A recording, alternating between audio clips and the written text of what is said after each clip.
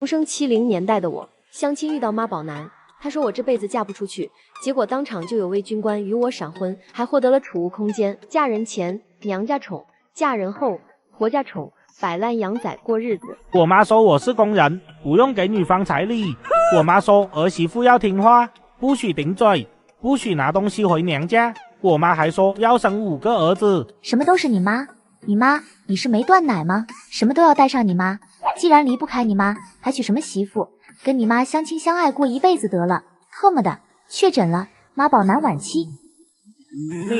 你是怎么说话的？我说的是大实话，像你这种妈宝、愚孝、没主见的蠢货，结婚就是祸害别人。王婶就这，还优秀男，长得没我高就算了，还龅牙，眼睛也小，都快成一条缝了。你是不是对长得俊？有什么误解啊？他是工人，吃国家粮的，你知道现在的铁饭碗有多吃香吗？不好意思，我是颜控，只喜欢好看的，长得不好，哪怕对方是官老爷，我也不喜欢。还官老爷，这么一闹，以后谁敢娶你？被宋洛英点得一文不值，男人气不过，起身想要打人。就你这凶样，没人敢要的，当一辈子老姑娘吧。关你屁事！王婶看到这架势，就知道这门亲是黄了。你们是在相亲，不是在结仇，就不能少说2句吗？不能，这种男人必须正面杠，不然还以为自己香饽饽呢。有意思。霍思潇，你不会是喜欢这种吧？有意见吗？霍思潇起身朝我这边走来。同志，我叫霍思潇，没有结婚，也没有对象，老家在京都，目前在秦省干事部队，今年24岁，你觉得我怎么样？还将自己的军人通行证递给我。这男人五官俊朗，身姿挺拔，正气凛然，虽然经常训练，但皮肤一点也不黑。霍思潇很会长，每一处都长在我的心尖上。如果我跟你妈吵架，你会帮谁？我跟家里人不住一起，一般情况是不会发生这种事，就算有，也是我的问题，是我没有调节好你们的关系。不过你放心，只要是我看上的，我家人都喜欢，不会为难你。我叫宋洛英，今年18，是沙坝村的人，家里父母健在，上有3个哥哥，1个姐姐。如果现在结婚，可以随军吗？可以。霍思潇见宋洛英同意，当即让韩志远去找他那在纺织厂当主任的舅妈。你来真的啊？特么的，这是在开火箭啊！婚姻大事能开玩笑吗？我只有3天假，要尽快办好。对了，让舅妈多拿点票过来。王婶被霍思潇的神操作惊得说不出话，直到韩志远离开，他才反应过来。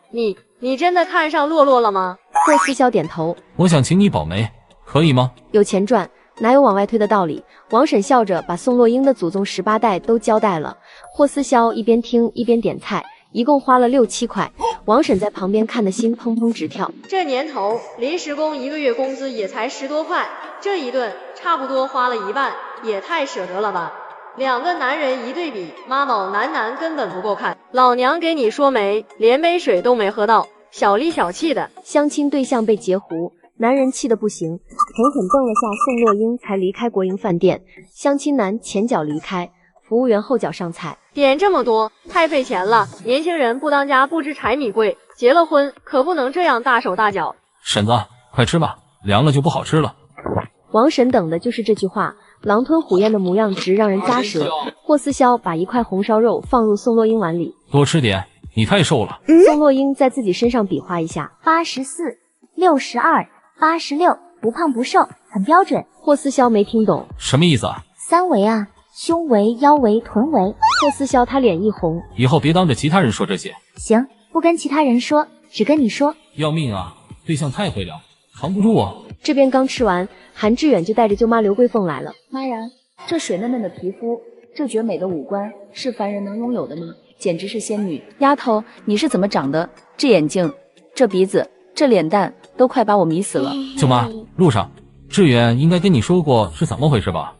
你只有3天假，所以我们得速战速决。来之前我看了卦历，明天是个好日子，可以定亲。等会我们去供销社买点东西，去你丈母娘家把这个事定下来。第一次上门，礼品不能少。霍思潇买了麦乳精、香烟、大白兔糖、罐头等等，这些不仅贵，还需要买完东西刚出门。洛洛，你怎么还在这里啊？有个男人上门自称是你对象，你妈都快急死了。这是要败坏我的名声啊！有没有男人找洛洛？我不知道，但我是军人，我们马上就要结婚了，谁敢插一脚就是破坏军婚，只要不怕坐牢，尽管放马过来。我没想那么多，碰上了就传个话。王婶怕即将到手的红包飞了。美娇，你在胡咧咧啥呢？你是不是嫉妒洛洛，想搅黄他的亲事？我没有。小姑娘，不要把别人当傻子。宋洛英脑海里突然多了一些东西。原来我穿书女配身上是眼前这位女主刘美娇的对照组。文中女主不仅有男主宠爱，还有公婆护着，连生3个儿子，成了人人都羡慕的对象。而文中的宋洛英嫁给妈宝男，连生3个女儿后被婆婆嫌弃，惨遭丈夫毒打。25岁那年被男人活活打嘎，结束了短暂的生命。就这么嫉妒我比你漂亮，就这么见不得我好吗？别人不知道刘美娇的真面目，但宋洛英融合原主的记忆，知道她这个人虚伪善极，做梦都想把原主踩在脚底下。刘美娇低头看着地面，小声辩解：我没有，你误会我了。误会你妈？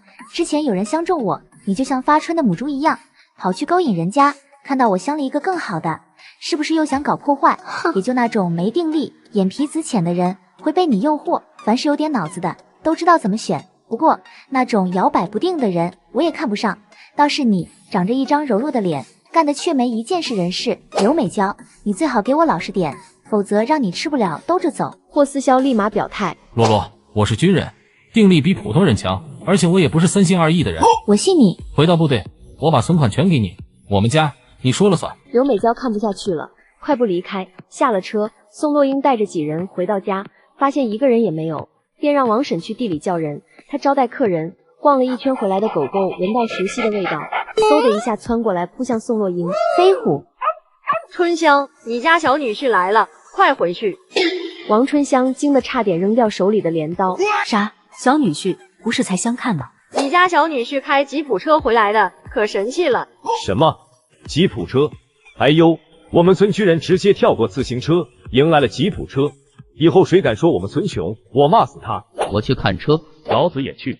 老子活了大半辈子，还没看到过吉普车呢。大家陆续朝村口走去。宋母到了家，刘桂凤看到人，便猜他就是未来亲家。亲家，我们不请自来，不要见怪。王春香第一次见到气质这么好的女同志，一下子紧张起来，说话也不利索了。没见怪。春香，别看刘同志是纺织厂的主任，其实他人挺好的，不像其他领导那样瞧不起我们这些农民。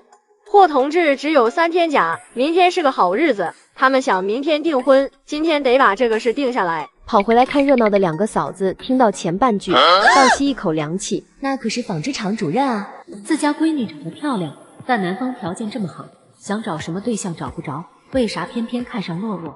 这一刻，王春香不是激动，不是欣喜，而是警惕。我不信大城市来的会看上我们老百姓，你们走吧，这门亲事我不同意。娘，为什么不同意？他条件是好，我也不差啊，我觉得这门亲事很好。王春香把宋洛英拉到一旁，我怕你受委屈，你说话不过脑子，经常得罪人，没心眼，被人坑了，还沾沾自喜，以为自己占了便宜。这种家境好的，规矩肯定多。闺女，你性格不适合嫁这种家庭。宋老爷子闻讯而来，他看向霍思潇：你有几兄弟？就我一个。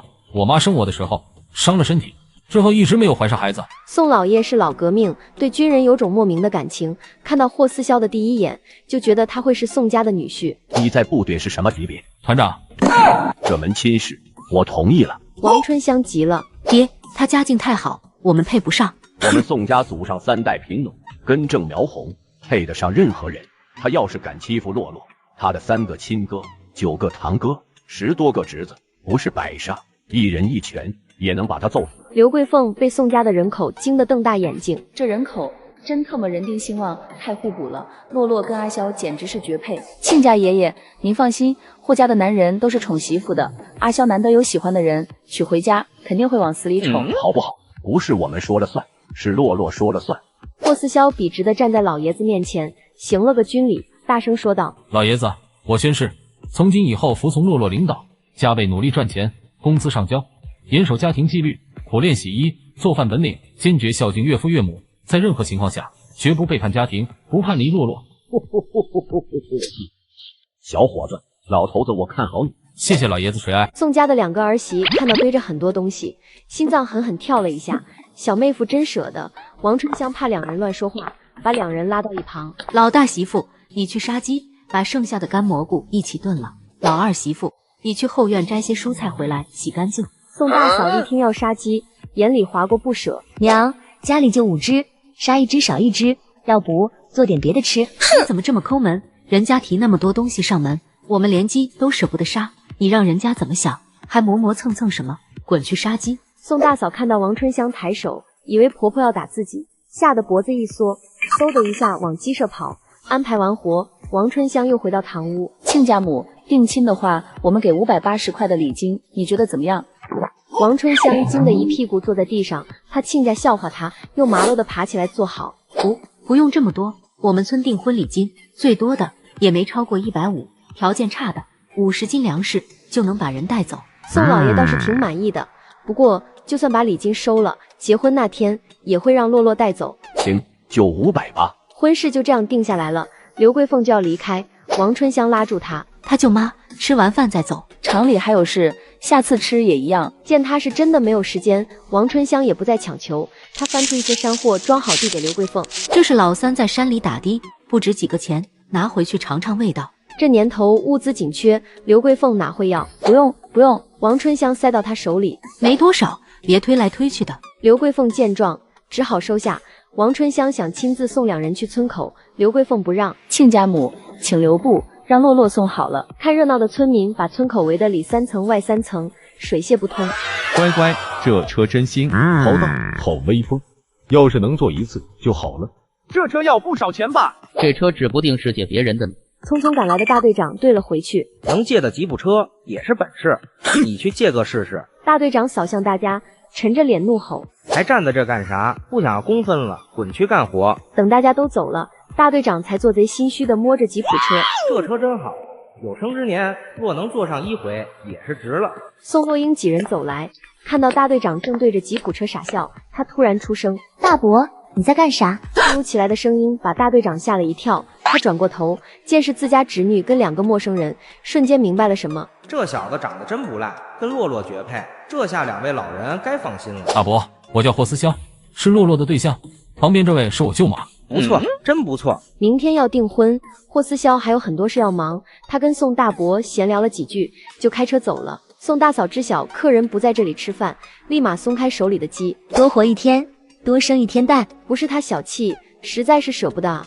这几年收成不好，1年到头见不到几个钱，家里的孩子全靠这几只下蛋的母鸡养着。王春香白了他一眼，现在还早，快去上工。还要上工吗？不上工吃什么？喝西北风呢？我去，马上去。宋二嫂摘完菜回来，发现客人走了，她乐呵呵的凑过来：娘，小妹夫买了些什么？买再多也没你的份。娘，小姑爷买来是孝敬你的，你给我，我也不会要。王春香点头，原本想分1点给你们，既然不要，那就算了。宋二嫂脸上的笑容僵住，她现在后悔还来得及吗？快去上工，下工回来给你们分点，尝尝味道。宋奶奶她左看右看，没看到人，人呢？走了。说厂里还有事，阿香买了4斤肉，等会你拿1斤过去。 2位老人跟宋大伯住，宋老爷子是老革命，每个月可以领20元的国家补贴。二老的日子是整个村子过得最舒坦的。男同志怎么样？高大方俊，我早该来的。宋奶奶一脸懊悔的，老头子，人家第1次上门，你怎么不留人家吃饭？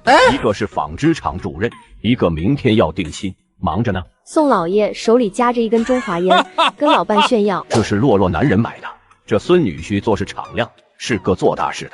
洛洛眼光好，洛洛是我们家的福星，等着吧，宋家会越来越好的。”王婶是个大喇叭，村里的人都知道宋洛英的订婚礼金是天价。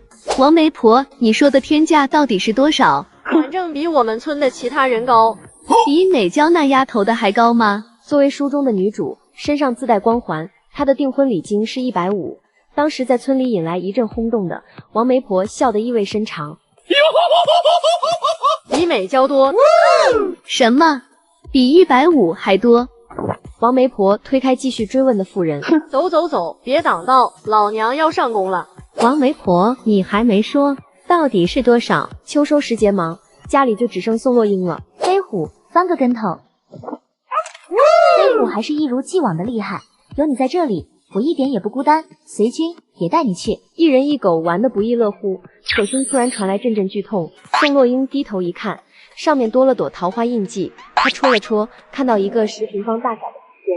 没想到我也有一个小说里的空间。她按住印记，一张桌子飞进了空间，心念一动，又飞回原地。飞虎出发。一人一狗跑进了山林，飞虎冲在前头，突然听到不远处有说话声。当初订婚的时候，你不是这样说的，你说过要对我好的，为什么要出尔反尔？宋小思比宋洛英大2岁，是原主的姐姐。宋小思，你家兄弟多又怎样？还不都是泥腿子？不像我，我家虽然只有一个男的，但我小姐夫是工人，他答应过我会把我弄进厂里去。我成了工人，你一个乡巴佬哪配得上我？识相的，赶紧把婚退了。他们村有个不成文的规定，男方主动退婚，女方不用还礼金，那可是50块啊，怎么能就这么算了？必须得让女方主动退。年底就要结婚了，你怎么能这样？谁让你是乡巴佬？退了婚，名声臭了，以后谁敢娶她？这是要逼死她啊！以前我家没有工人亲戚，现在不同了。宋洛英从暗处走出来，拉起蹲在地上的宋小思。姐，这种心比天高，命比纸薄的渣男，不退婚还留着过年吗？洛洛，李涛再次被宋洛英惊人的美貌震慑，他眼里划过邪光，笑得诡异。不退婚也可以，新娘子换成洛洛。宋小思瞳孔紧缩，无法置信地看着他。你提这种要求，你还是人吗？宋洛英可没有宋小思这样的好脾气，抬脚狠狠踢向男人的裤裆。死渣男，就你还敢打老娘的主意？信不信老娘把你炖了？宋洛英力气大，被他这么一踢，痛得撕心裂肺，身体软了下来。宋小思吓得脸色更白了。洛，他不会有事吧？这要真出事，李涛肯定会强迫洛洛嫁过去照顾他。不行，不能让他有这样的念头。宋小思压住心里的恐惧，踢向李涛的裤裆，甚至还威胁他：是我踢坏了你的蛋，你不许污蔑洛洛，你敢乱说，我继续踢。李涛捂住裤裆，痛得在地上打滚。贱人，我不会放过你的。我才不怕你！你耍流氓在先，我正当防卫。你只要不怕被批斗，可以把这个事宣扬出去。这番话就像铁丝一样，扼住李涛的脖子。他气得面部狰狞，眼里是浓浓的恨意。你们给老子等着！李涛放下狠话，带着一肚子怒火走了。是男人就来干一架，别只会说空话。宋小思发现了不对劲。洛洛，你变了。以前只知道窝里横，现在都知道帮自己人了。宋洛英没想到他这么敏感。那是你的错觉，一点也没变，跟以前一样。是这样吗？宋洛英怕他继续追问，立马转移话题。我今天相亲了一个军人，明天定亲。相亲的不是工人吗？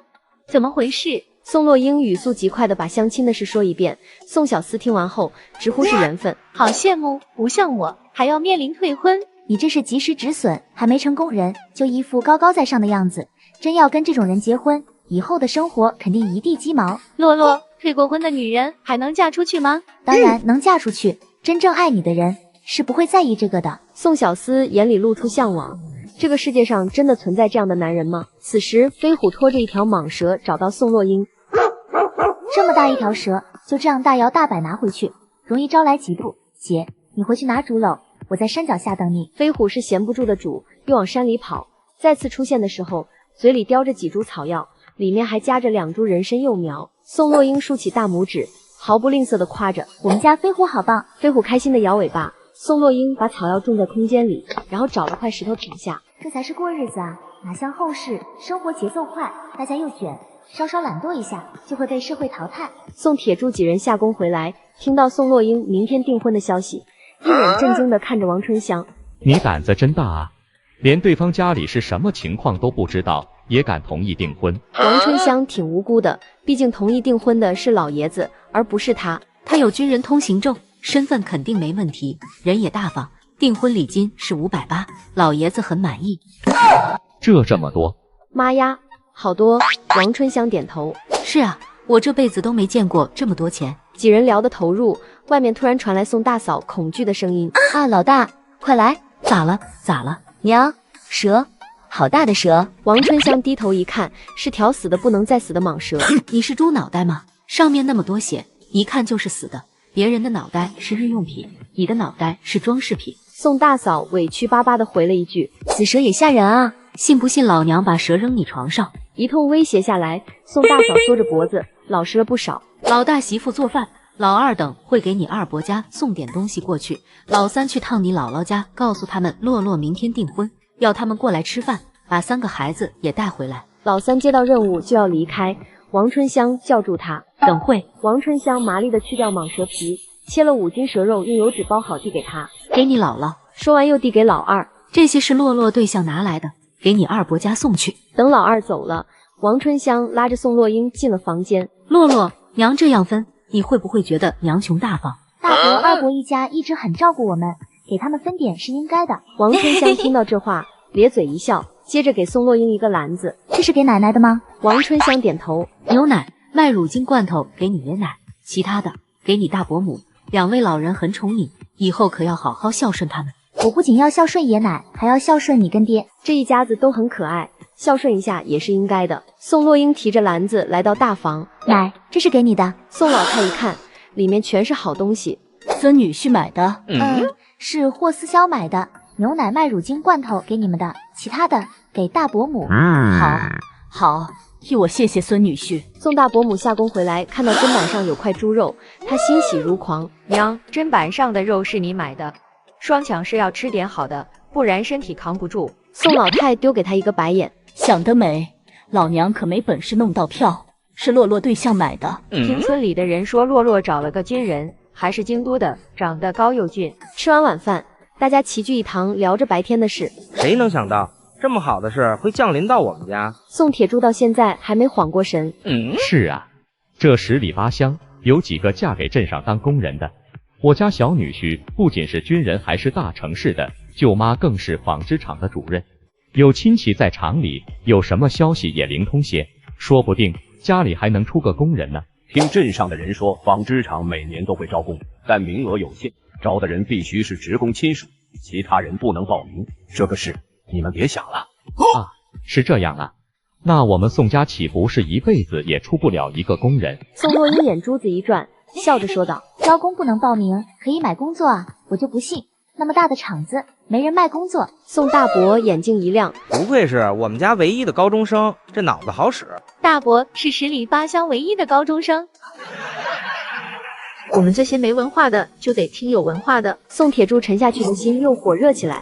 对，我们可以买工作。大家你一句我一句，聊得很开心。宋洛英突然来了一句：今天李涛找姐，说他家里有个当工人的姐夫，他身份上涨了，以后只会娶工人，不会娶泥腿子。还说我们家兄弟多，又怎样？还不都是泥腿子，都是没出息的。更可笑的是，他居然还想娶我。爷，你说这个事该怎么处理？大家气得浑身发抖，嘴唇哆嗦。老爷子更是沉着一张脸。退婚，明天就退。王春香担心退婚会影响大闺女的名声。爹，这样不好吧？哪不好了？人家都这样说了，还死皮赖脸往前冲，你的骨气呢？跟骨气相比，王春香更在意名声。爹，流言蜚语害死人。就算我们抓住不放又如何？人家明摆着想要悔婚，你以为能逃过一劫？宋铁柱也不想跟那种人结亲。退吧，老二，你去王媒婆家一趟，要她明天把李家那边的亲事退了。什么？小厮要退婚？还是明天？宋老二把李涛找宋小厮的事添油加醋说了一遍，王媒婆听得火冒三丈。行，我明天去趟李家村。霍思潇来的时候，宋洛英已经醒了，惊讶地捂住嘴。怎么买这么多？你吃的最好的，车上还有，我去搬过来。哦，对了，收音机是给爷爷奶奶的，他们在家无聊，听这个打发时间。从大房赶来的宋老太听到这句，一颗心暖暖的，再往油汤里一看，整个人木了，2个嫂子酸了。不过想到是自家人的，又乐了。宋二嫂是个妙人，她知道刘美娇嫉妒自家小姑子，特意跑去她家炫耀。美娇还没去上工啊？村口的吉普车看到了吧？那是我小妹夫开来的，她今天不仅带来了礼金，还送来了3转1响。那可是3转1响啊，拥有1样就能吹一辈子，更何况我家还有那么多。哎呦，难怪奶奶常说我家小姑子是个有福的，原来真有这回事啊！小姑子真幸福，没嫁人有家人宠，有了对象有婆家宠。哎，这就是命啊，羡慕不来的。美娇气得呕血，眼底燃烧火焰，她咬牙切齿道：那些东西又不是给你的，你得意什么劲？看到她生气，宋二嫂特有成就感。她是我小姑子，我们是一家人，家里有缝纫机，我也可以用呢。滚，我家不欢迎你。宋二嫂嗤一声，冷着脸问道：“你昨天是不是跑去我小妹夫那挑拨离间了？还说什么有男同志来家里找我小姑子？是李涛找他，我没乱说，也没挑拨离间。”宋二嫂脸色变了变，暗骂混蛋，幸好退了婚，不然跟这种人做亲戚，真的会呕死。宋家，王春香看着满屋子的彩礼，心砰砰直跳，太费钱了。老爷子感慨道：“都是好东西啊。”爹娘爷奶，我想明天在这边办结婚酒席，后天带洛洛回部队，到那边再领结婚证、菜什么的。你们放心，不用这边准备。啊，不是才订婚吗？我时间不自由，这次归队还不知道什么时候才有假期，这只是其一。其二是洛洛太优秀，我怕其他人也发现她的优秀，所以想早点把她娶回家。这话说得太好，让人挑不出一丝毛病。老爷子高兴的当即拍板：“行，那就明天办酒席，菜的事我们准备。”王春香听的那个急啊！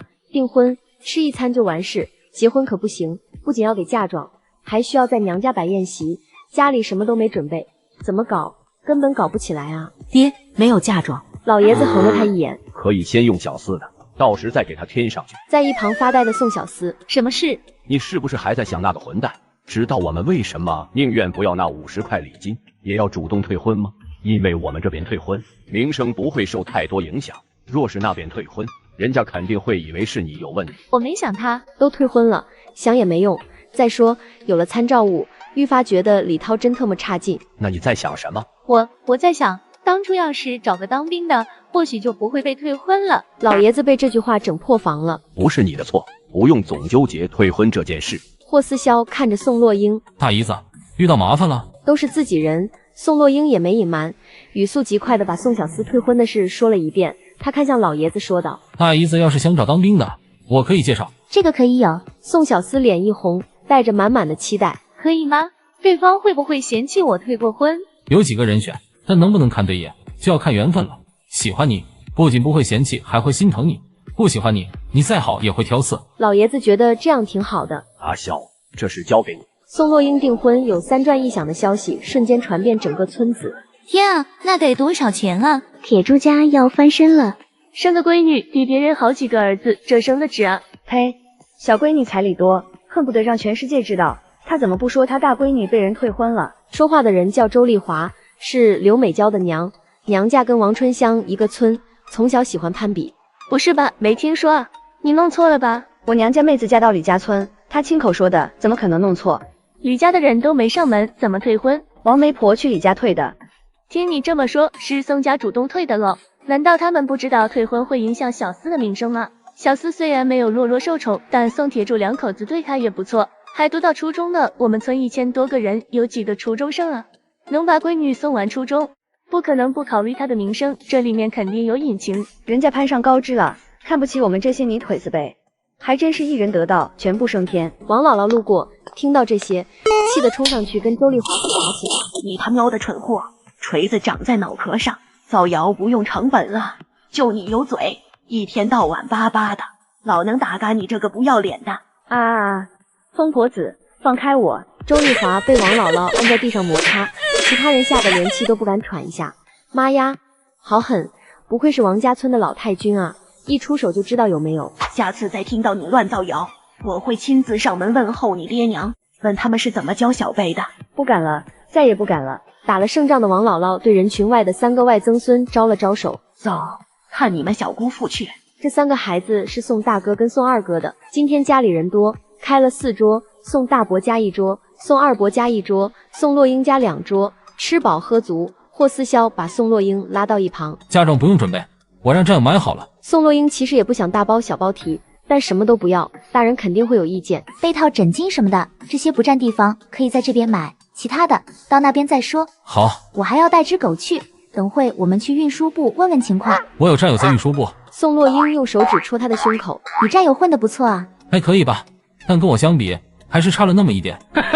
宋洛英捧着霍思潇的脸，笑得像春风中的涟漪，一点也不谦虚啊。不过我就喜欢这种。霍思潇被他聊得心神荡漾，脸颊爆红。嗨，刘桂凤出来找人，没想到会看到这一幕。舅妈，我这边除了媒婆外，还有2个人订婚，女方去男方家，会有娘家人陪同。刘桂凤没意见，多去几个也没事。宋洛英还要买东西，就跟霍思潇出门了。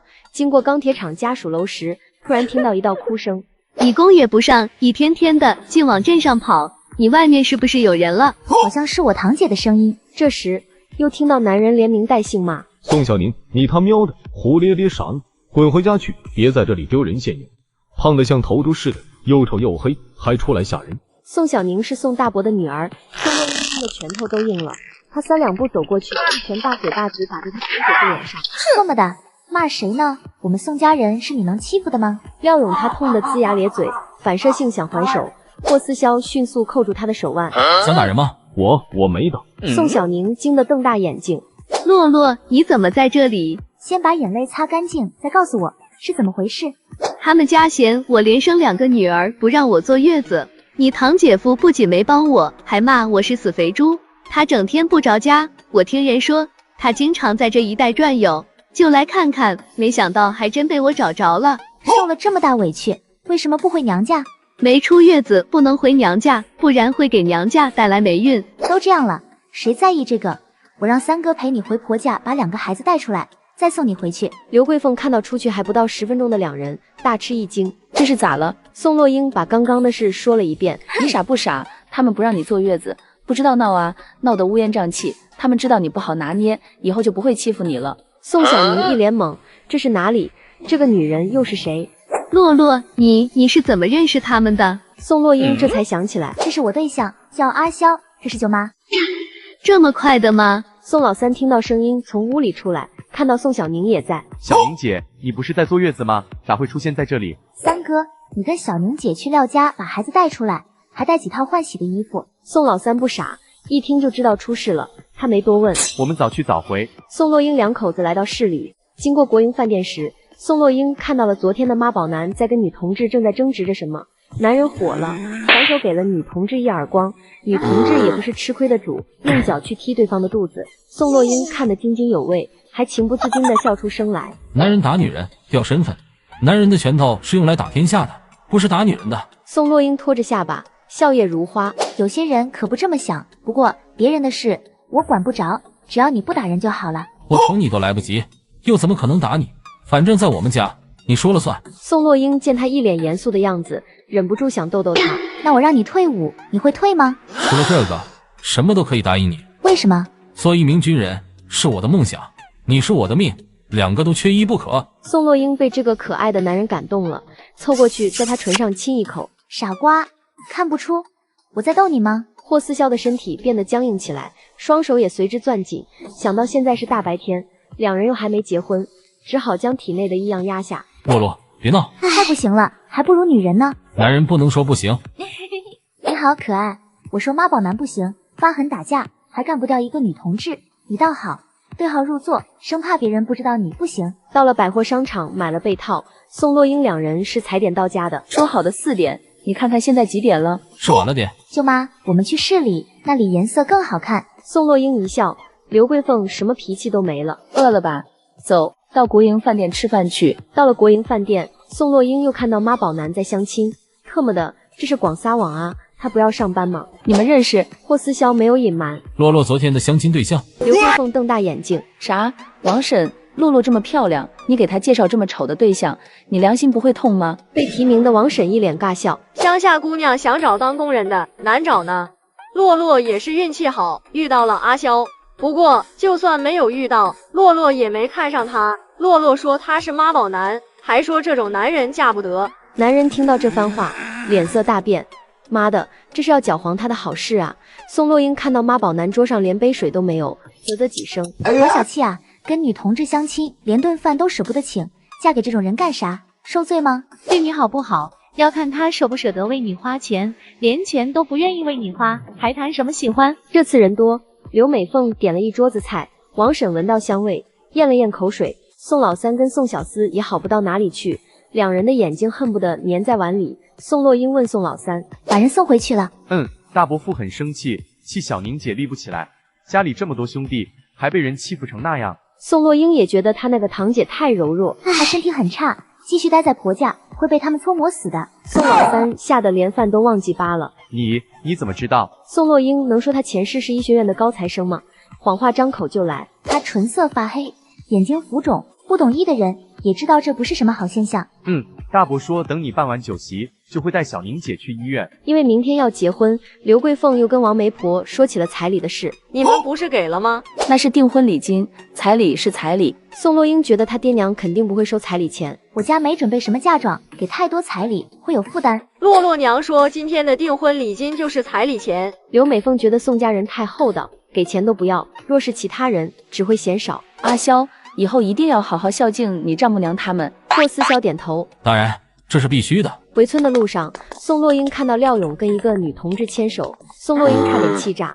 这个男人真的是渣出天际，扬手就是一拳送过去。渣男，去死吧你！接着，廖勇又挨了几拳，女同志被满是戾气的宋洛英吓得尖叫。宋洛英一个眼神扫过去，闭嘴！信不信老娘连你一起打？宋老三一拳打在他胸口。你他喵的，小宁姐拿命为你生孩子，你却在外面搞破鞋，你还是人吗？别打了，再打下去会死人的。我不是故意的，我只是想要个儿子，我不想吃绝户，我不想被人瞧不起。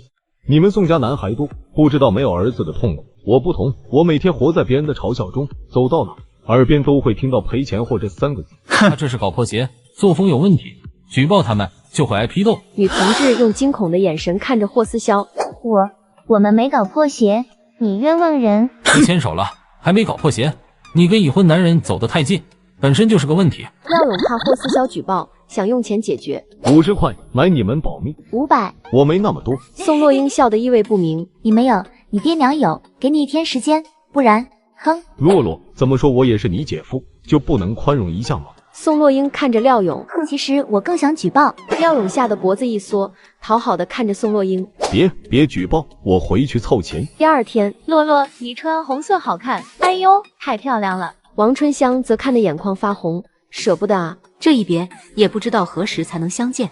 到了驻地，一定要好好照顾自己。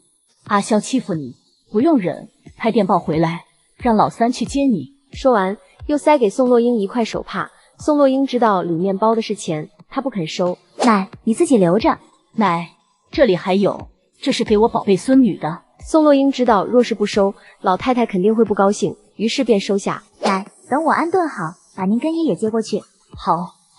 订婚礼金，王春香如数交给了宋洛英，甚至还添了300。我会好好过日子的。霍思潇老家不在这里，于是便直接把新娘带去了舅妈家。洛洛，累了吧？